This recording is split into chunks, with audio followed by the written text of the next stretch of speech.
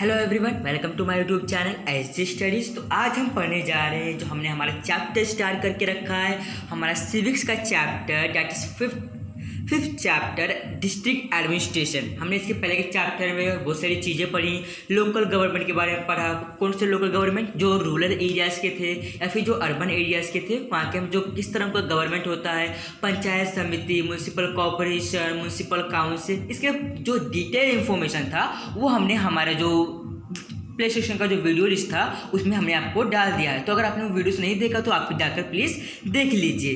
तो अभी हम स्टार्ट करने जा रहे हैं हमारा फिफ्थ चैप्टर डिस्ट्रिक्ट एडमिनिस्ट्रेशन। तो इसके बारे में पहले जान लेते हैं कि डिस्ट्रिक्ट एडमिनिस्ट्रेशन क्या होता है। तो हमने जैसे पढ़ा जिला परिषद, क्या पढ़ा आपने? जिला परिषद तो आपने पढ़ा है, तो उसी के रिलेटेड है, ये उसी के रिलेटेड है, उससे कुछ ज़्यादा दूर नहीं, उसी के रिलेटेड है। जिला मतलब क्या होता है आपके हिसाब से? जिला मतलब होता है क्या? जिला मतलब डिस्ट्रिक्ट होता है, जिला मतलब डिस्ट्रिक्ट होता है। आपने सुना होगा, आपके पापा बोलते होंगे या फिर आपके मम्मी बोलते होंगे कि जिला, तो जिला मतलब आपने उनसे पूछेगा, जिला मतलब होता है डिस्ट्रिक्ट। क्या होता है? जिला को ही डिस्ट्रिक्ट कहा जाता है। फिर आप तालुका भी बोल सकते हैं, मतलब जो तालुका होता है वो डिस्ट्रिक्ट से थोड़ा नीचे होता है, तो उसी को तालुका कहा जाता है।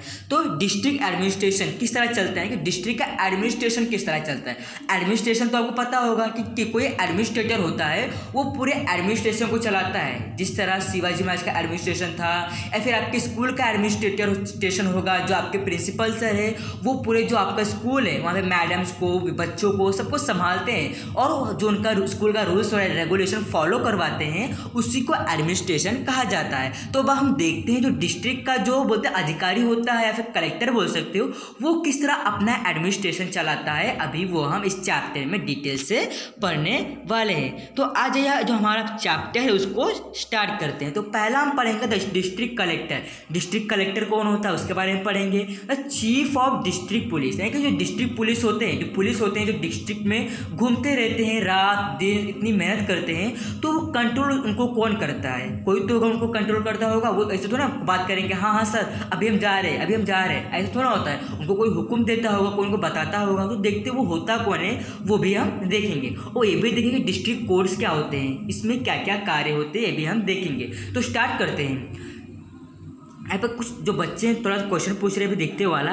We learn about the Zila Parishad but there is no mention of the district collector. यानी कि हमने क्या पढ़ा, जिला परिषद तो हमने पढ़ा है, पर उसमें कुछ मेंशन नहीं दिख रहा था कि डिस्ट्रिक्ट कलेक्टर भी कोई होता है। ऐसा आपको दिख रहा था कोई? लास्ट जो हमने लास्ट चैप्टर पढ़ा, अर्बन एरियाज या फिर अब रूरल एरियाज जो थे, उसमें आपको कुछ सुनाई दिया डिस्ट्रिक्ट कलेक्टर के बारे में? नहीं सुनाई दिया होगा। तो अभी देखते क्यों नहीं सुनाई दिया। जिला परिषद के बाद जब रिलेटेड ही है तो डिस्ट्रिक्ट कलेक्टर क्यों नहीं सुनाई दिया? The newspaper always mention the district collector in the news. अब आपने देखो न्यूज़पेपर आपने पढ़ा होगा, उसमें जिला होता है, मैंने डिस्ट्रिक्ट कलेक्टर के बारे में सुना होगा, पर आपको पता ही नहीं होगा डिस्ट्रिक्ट कलेक्टर का काम क्या होता है। वो भी हम इस चैप्टर में जानेंगे। Our teacher will able to told us, my दीदी से she want to become a district collector. यानी कि हमारी टीचर भी बोलती है कि इनके बारे में जानना बहुत ही जरूरी होता है। Our teacher will be able to tell us, मतलब इनका मानना है कि हम टीचर से पूछेंगे कि इसका मतलब होता क्या है।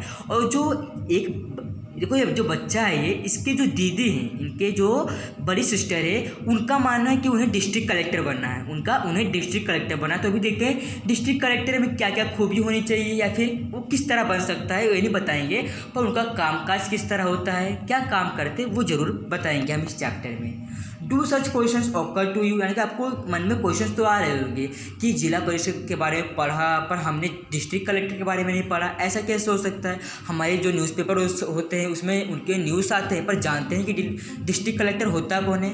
तो ऐसे सारे क्वेश्चन जो होते हैं वो हमारे मन में आते हैं, बहुत आते हैं। टू यहाँ पे लिखा है, टू बहुत ही आते हैं। जिला परिषद is the part of rural local government system. यानी कि जो जिला परिषद होता है, मैंने आपको बताया कि जो जिला परिषद होता है वो बेसिकली रूरल एरियाज मैंने आपको बताया रूरल एरियाज जो गाँवटी इलाके आते हैं उसे रूरल एरियाज बोला जाता है। तो जो जिला परिषद होता है वो खाली रूरल एरियाज पे ही फॉलो होता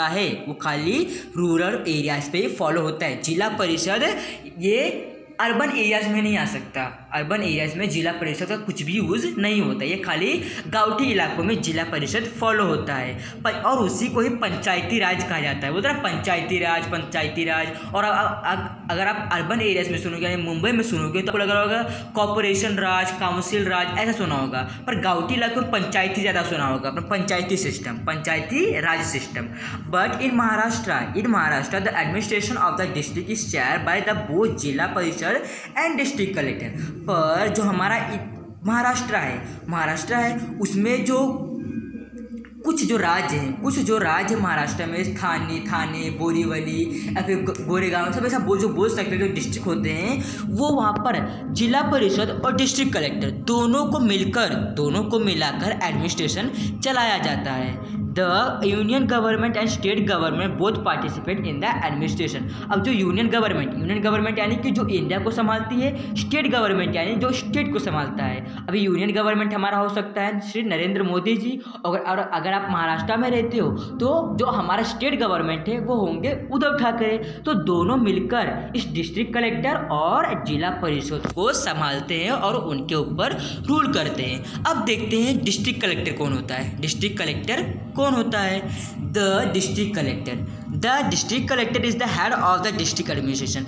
अब डिस्ट्रिक्ट में कुछ भी जो एडमिनिस्ट्रेशन चल रहा है, अगर समझो बाढ़ आ गया, फ्लड आ गया, या फिर सुनामी आ गई, या फिर आप बोल सकते हो लैंडस्लाइड हो गया, कुछ भी डिस्ट्रिक्ट के अंदर होता है तो उसकी पूरी जिम्मेदारी जो होती है वो डिस्ट्रिक्ट कलेक्टर के ऊपर होती है। यानी कि डिस्ट्रिक्ट में कुछ भी हो रहा है, जो एडमिनिस्ट्रेशन चलाने का है, जो उसका हेड होता है वो होता है डिस्ट्रिक्ट कलेक्टर। कौन होता है? District collector. यानी कि उसमें कुछ भी आपको उसमें कुछ नई फैसिलिटीज़ लानी है, कुछ अलग अलग चीज़ें लानी है, उसमें कुछ डेवलपमेंट करना है उसमें, तो वो डिस्ट्रिक्ट कलेक्टर ही करेगा। He is appointed by the state government. अब ये मतलब ऐसा है कि ये पीपल्स से, यानी पीपल्स इसे वोट नहीं करते। जैसे जिस तरह जिला परिषद को पीपल्स वोट करते हैं, उस तरह डिस्ट्रिक्ट कलेक्टर को वोट नहीं करते। डिस्ट्रिक्ट कलेक्टर को आप आईएएस ऑफिसर भी बोल सकते हो, तो स्टेट गवर्नमेंट ये इसे अपॉइंट करती है। यानी कि आपने देखा यूपीएससी जो एग्जाम्स होते हैं उसमें कलेक्टर की नौकरी का बोलते हैं कलेक्टर बनाया जाता है, किसमें? यूपीएससी के एग्जाम में। तो उसी में जो स्टेट गवर्नमेंट जो होते हैं वो इन्हें चुनते हैं, किसके रैंक ज़्यादा है, किसमें क्या खूबी है, उस हिसाब से उसको अपॉइंट किया जाता है, किसे? डिस्ट्रिक्ट कलेक्टर को। और आपको पता होगा कि डिस्ट्रिक्ट कलेक्टर के रोज हमेशा कितने फॉर्म भरे जाते हैं, और उनमें से लाखों करोड़ों फॉर्म में से खाली एक या फिर कुछ लोगों को ही इस डिस्ट्रिक्ट कलेक्टर का पद मिल पाता है। तो ये आपको पता ही होगा।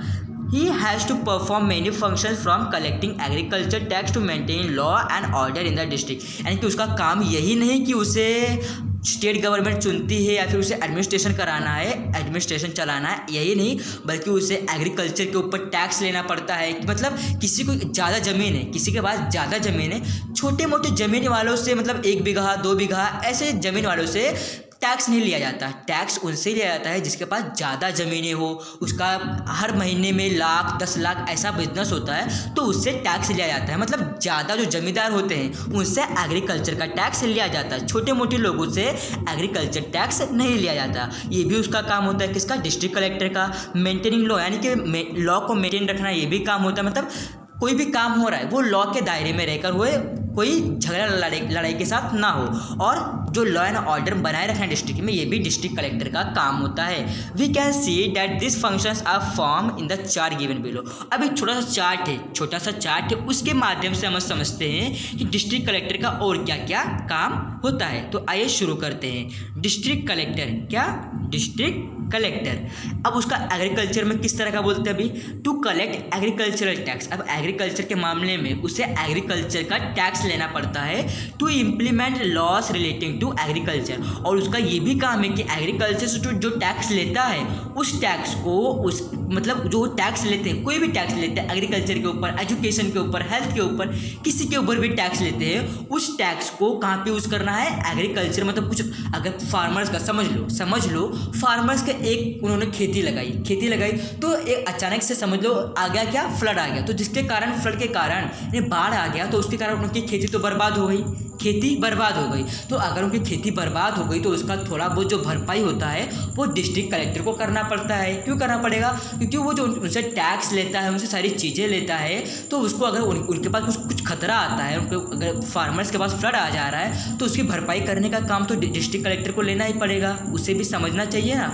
तो वो इम्प्लीमेंट करता है, क्या इम्प्लीमेंट करता है? Laws and regulation according to agriculture में अगर प्रॉफिट हो रहा है तो टैक्स ले सकते हैं, अगर प्रॉफिट नहीं हो रहा है तो उन्हें हम पैसे दे सकते हैं कि फिर से आप एग्रीकल्चर शुरू कर सकते हो। ऐसा भी डिस्ट्रिक्ट कलेक्टर को करना पड़ता है। To provide relief in the case of drought and scarcity of fodder, यानी कि जैसा मैंने आपको बताया कि अगर उनका ड्राफ्ट सूखा पड़ जाता है, खेती में कुछ स्कैरसिटी आ जाती है, तो उन्हें क्या प्रोवाइड करना है? उनको रिलीफ प्रोवाइड करना है कि उनको कुछ पैसे देने हैं या फिर उन्हें वापस खेती जितना खर्चा उन्होंने किया था खेती लगाने में उतना उनको भरपाई करना पड़ेगा। किसको? डिस्ट्रिक्ट कलेक्टर को। तो उन लोग करते भी हैं, अब देखते हैं लॉ एंड ऑर्डर किस तरह होता है। Establish peace in the district, and district में रात के 10 बजे के बाद पीस हो जाए, शांति का माहौल हो जाए, झगड़ा लड़ाई ना हो, लोगों के विशेष पूरे हो, उनके वेलफेयर के बारे में सोचा जाए, जिसके कारण जो उनका डिस्ट्रिक्ट है उसमें शांति बनी रहे। ये भी किसका काम होता है? डिस्ट्रिक्ट कलेक्टर का काम होता है। टू मेंटेन सोशल हार्मोनी, यानी सोशल हार्मोनी यानी एक दूसरे को मतलब बोलते हैं ना,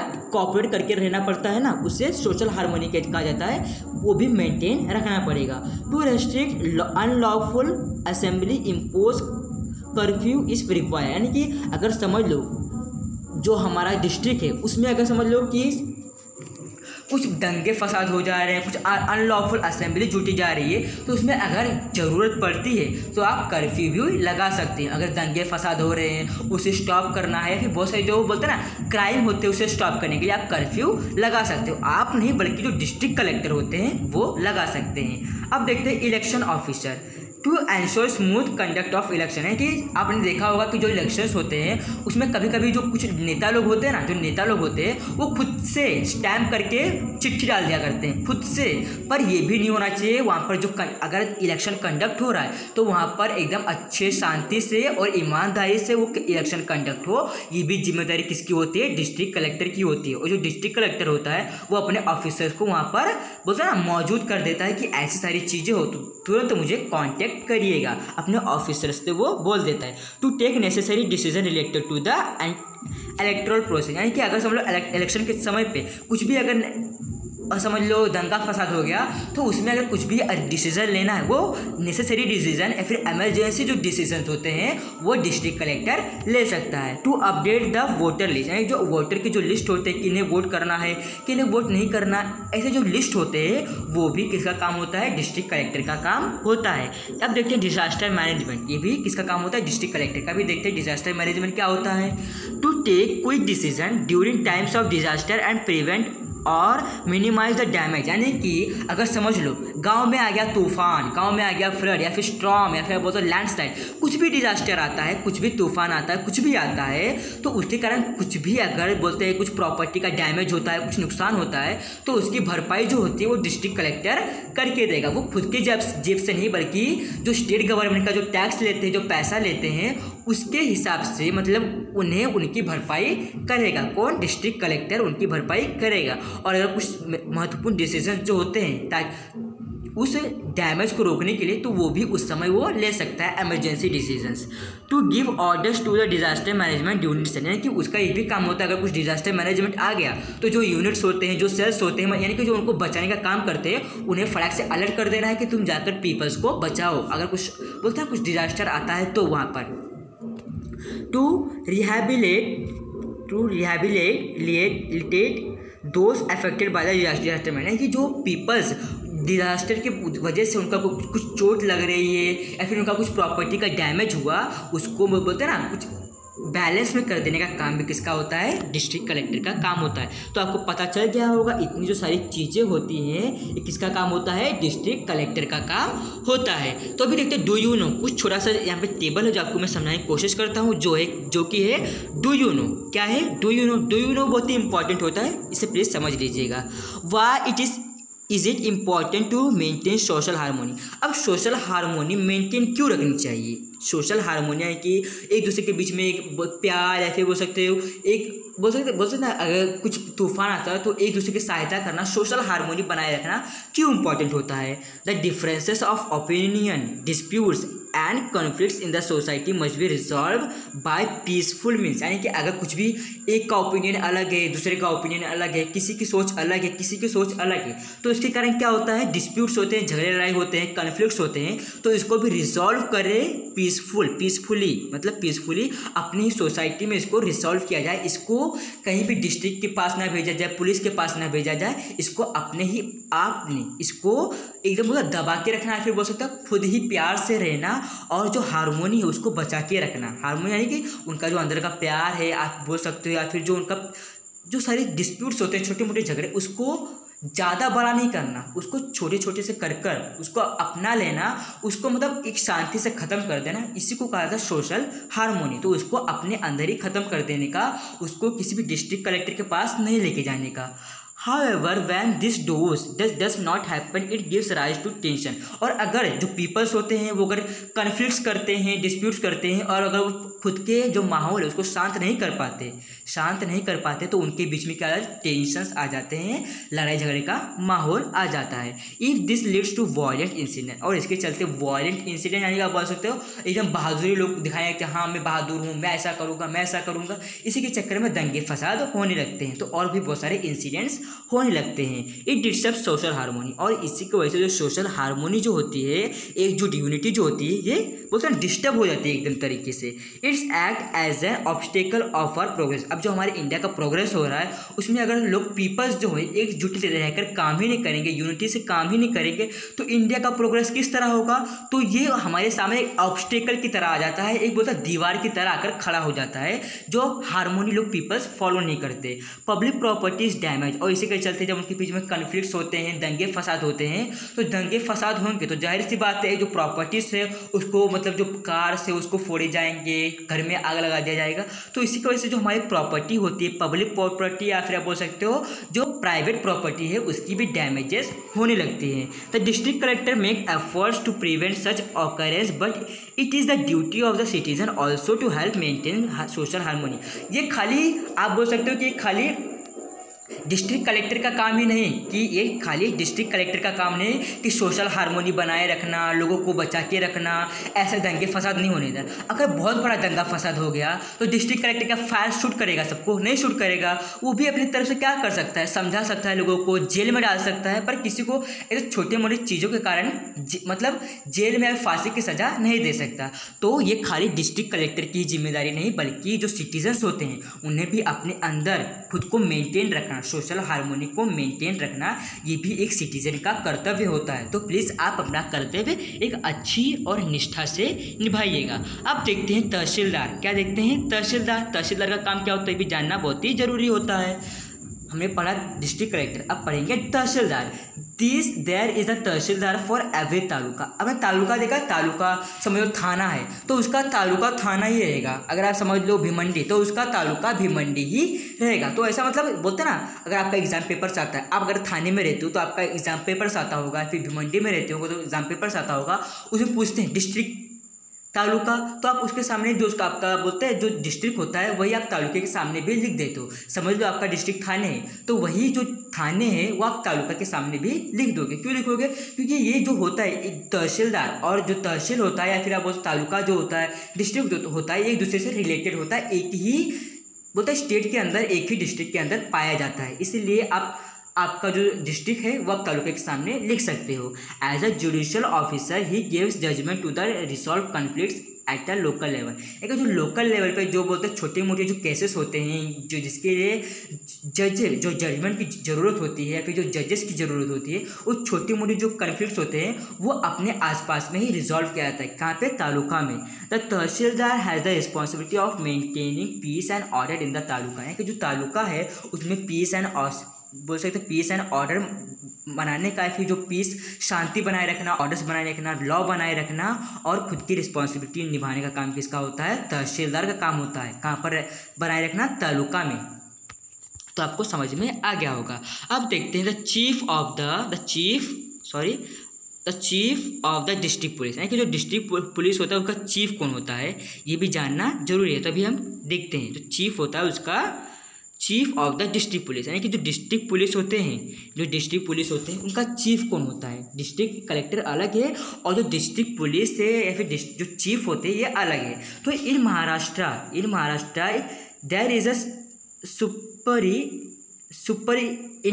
superintendent of police at every district headquarters, यानी कि जो हमारा महाराष्ट्र है वहाँ पर बहुत सारे हेडक्वार्टर्स होते हैं। तो उसमें एक होता है सुपरिंटेंडेंट, जो होता है वो पूरा जो होता है जो डिस्ट्रिक्ट पुलिस होता है उसको संभालता है। कौन? सुपरिंटेंडेंट जो होता है वो पूरा जो डिस्ट्रिक्ट पुलिस होता है उसको संभालता है। जो अलग अलग हेडक्वार्टर्स होते हैं उसके ऊपर यही बोलता है ना, लोगों को समझाने का या फिर क्या ऑर्डर देना है उसके बारे में सुपरिंटेंडेंट संभालता है। He is the chief police officer of the district, जो डिस्ट्रिक्ट होता है ये उसका चीफ पुलिस ऑफिसर होता है कि जो पुलिस होते हैं वो इसके अंडर ही काम करेंगे। किसके? सुपरिंटेंडेंट। कौन? सुपरिंटेंडेंट जो होता है उसी के नीचे जो पुलिस ऑफिसर्स जो होते हैं वो काम करेंगे। ये खाली डिस्ट्रिक्ट में ही होता है। He help the district collector to maintain peace and order in the district, यानी कि समझ लो जो डिस्ट्रिक्ट कलेक्टर है वो अकेला सब कुछ संभाल नहीं सकता, इसलिए सुपरिंटेंडेंट का होना बहुत ही जरूरी है। अब आप बोलोगे सुपरिंटेंडेंट का होना क्यों जरूरी है?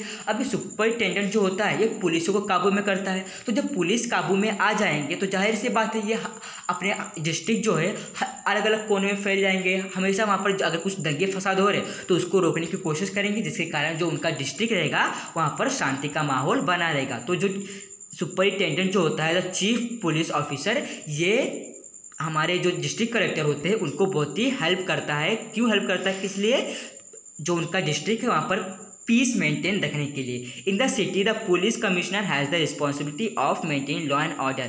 अब आपने सिटी में देखा होगा जो पुलिस कमिश्नर होते हैं उनका भी काम यही होता है कि क्या काम होता है? रिस्पॉन्सिबिलिटी निभाना और जो मेंटेनिंग लॉ एंड ऑर्डर बनाए रखना उनके डिस्ट्रिक्ट में।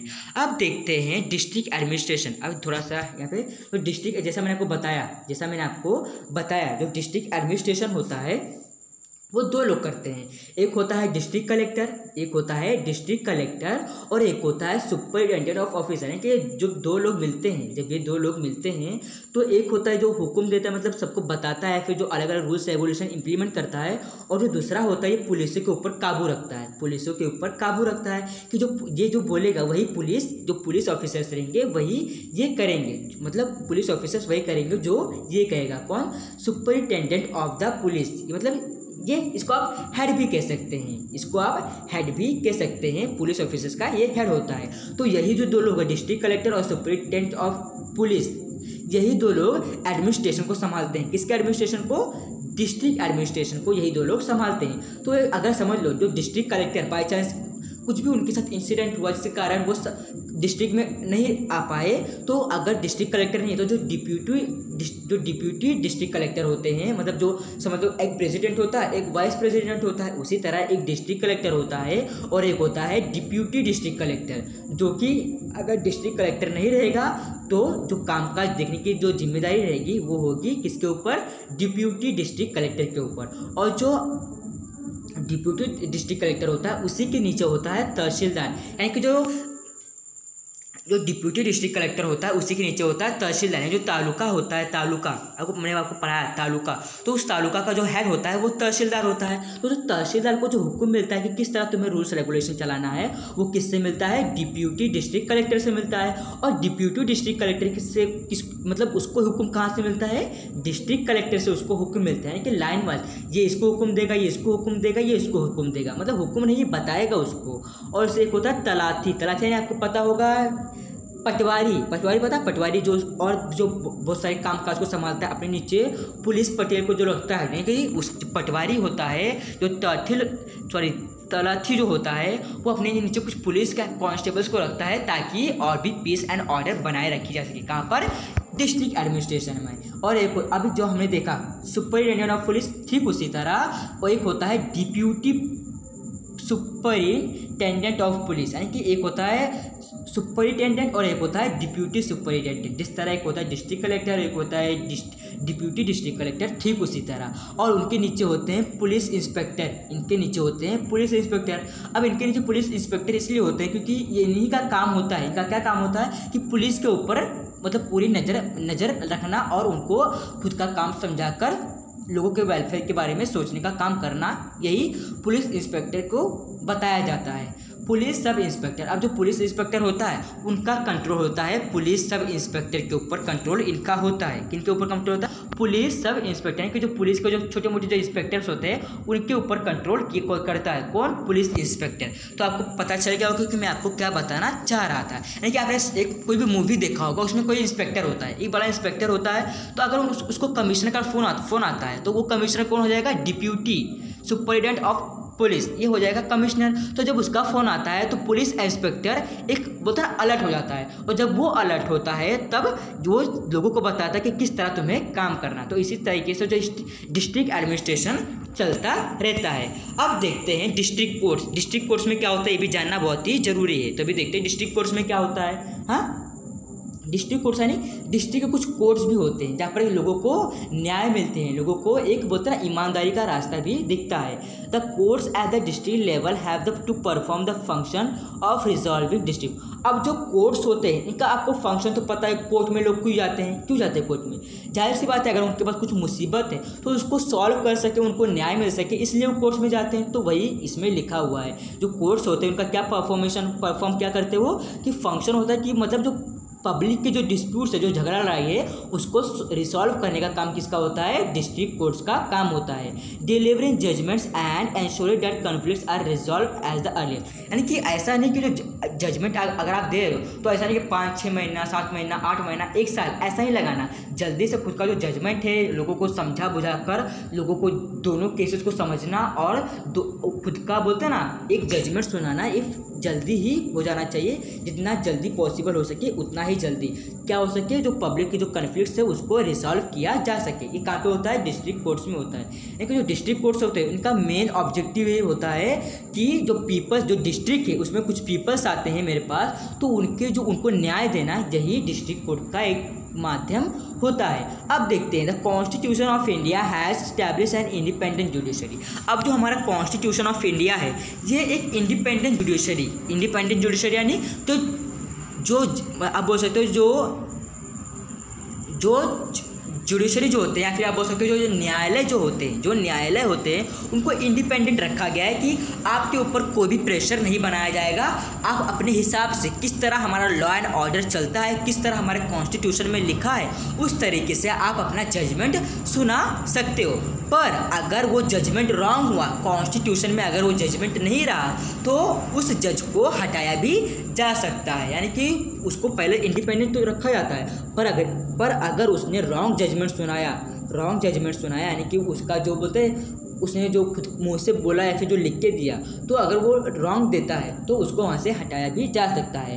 At the apex of the system is the supreme court of India. यानी जो सबसे ऊपर होता है कि जो फांसी की सज़ा, ये छोटे मोटे कोर्ट्स फांसी की सज़ा नहीं दे सकते, बल्कि जो सुप्रीम कोर्ट्स होते हैं, अगर कुछ बड़ा केस है तो वो जाते जाते सुप्रीम कोर्ट तक जाता है। तो सबसे बड़ा जो अपेक्स कोर्ट होता है, अपेक्स यानी सबसे बड़ा कोर्ट, वो होता है सुप्रीम कोर्ट ऑफ इंडिया, जो है दिल्ली में। Below this are the high courts, और इसी के नीचे होता है पहला हाई कोर्ट्स, और फिर जो हाई कोर्ट्स के नीचे होता है लोअर कोर्ट, जो होता है district courts, taluka courts and revenue courts. यानी कि जो हमारा कोर्ट्स का सिस्टम है, जो इंडिया का कोर्ट्स का सिस्टम, वो 3 पार्ट्स में डिवाइडेड है। कितने पार्ट्स में? 3 पार्ट्स में। एक होता है डिस्ट्रिक्ट कोर्ट, सबसे छोटा वाला। अगर डिस्ट्रिक्ट कोर्ट से अगर कुछ नहीं हो पा रहा है, अगर वो जजमेंट नहीं दे पा रहा है, उसको केस समझ में नहीं आ रहा, तो वो किसके पास भेज देगा? हाई कोर्ट के पास। और जो हाई कोर्ट होता है उसके ऊपर स्टेट गवर्नमेंट रूल करता है, मतलब उसके ऊपर स्टेट गवर्नमेंट रूल करता है। तो अगर डिस्ट्रिक्ट कलेक्टर से नहीं हो पा रहा है तो वो हाई कोर्ट के पास भेज देगा। अगर हाई कोर्ट से भी अगर वो नहीं हो पा रहा है, अगर लोगों को लग रहा है कि न्याय नहीं मिल पा रहा है, तो वो सुप्रीम कोर्ट को अपील कर सकता है। अगर उनको न्याय नहीं मिल पा रहा है तो अगर उनको न्याय मिल गया तो अगर बेवजह जाएंगे तो उन्हें कुछ सज़ा भी हो सकती है। अगर बेवजह जा रहे हैं, अगर उनका कुछ वजह है, अगर उनको कुछ न्याय नहीं मिल रहा है, अगर वो वजह है तो आप ज़रूर जा सकते हैं। अब देखते हो कि जो कोर्ट का जो सेशन होता है वो इसी तरह का चलता है। आपने देखा होगा मूवीज़ में, है कि नहीं देखा होगा आपने। अब देखते हैं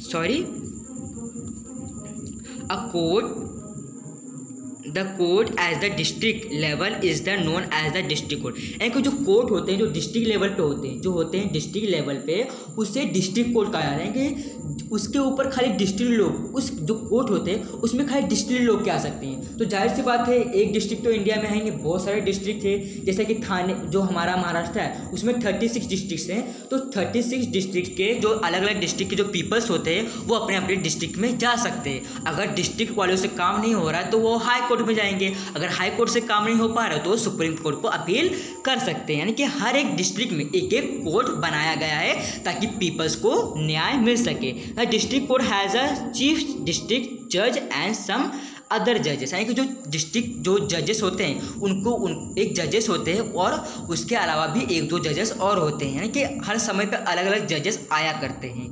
their main function is to hear the various cases in the district and deliver the final judgment. यानी कि उनका क्या क्या होता है फंक्शन कि दोनों, एक होते हैं गलत लोग, एक होते हैं सही लोग, तो दोनों का सुनने का है। मतलब जो गलत है ऐसा नहीं कि उसका नहीं सुनेंगे, क्या जो जज होता है उसको पता होता है कौन गलत है कौन सही है, दोनों को सुनना पड़ेगा। तो अगर दोनों को सुनने के बावजूद अगर उन्होंने कुछ सबूत दिखाया, कुछ पेपर्स दिखाया, कुछ उनके पास सबूत है, कुछ गवाह है, तो वो कोर्ट में लाते हैं और उनका जो जज होते हैं वो सब सुनते हैं। और दोनों के सुनने के बाद ही जब दोनों को सुना जाता है, हियर द वेरियस केसेस, जब दोनों केसेस को सुना जाता है उसके बाद ही जो जज होता है वो खुद का भी बोलता है ना फाइनल जजमेंट देता है कि दोनों के साथ क्या किया जाए, कौन निर्दोष है और किसको सजा दिया जाए। ये फाइनल जजमेंट देता है कौन, जो जज होता है डिस्ट्रिक्ट कोर्ट का। One can appeal against the judgment of the taluka court to the district court. अगर जो तालुका कोर्ट है अगर उससे काम नहीं हो पा रहा तो वो डिस्ट्रिक्ट कोर्ट के ऊपर भी जा सकता है। अगर डिस्ट्रिक्ट से नहीं हो रहा तो हाई कोर्ट्स को भी अपील कर सकते हैं, अगर वजह रहेगा तो ही,